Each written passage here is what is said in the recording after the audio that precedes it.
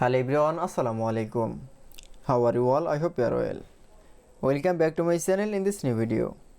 Today's video, how to insert dot leather tab in Microsoft Publisher. So get started. At first open your Publisher document.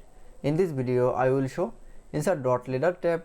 Now going to the home menu option, then click for a save paragraph setting option. Now move the tab. Now going to the tab option. Now type from 2.5. Now click for dot option. Now click for set, then click OK. Now keyboard processor from tab. That is. Now tab from size sense. That is. Then we show insert dot leather tab in Publisher document is very easily. I hope you enjoy the video. Please like, comment, share and subscribe my channel. Thanks for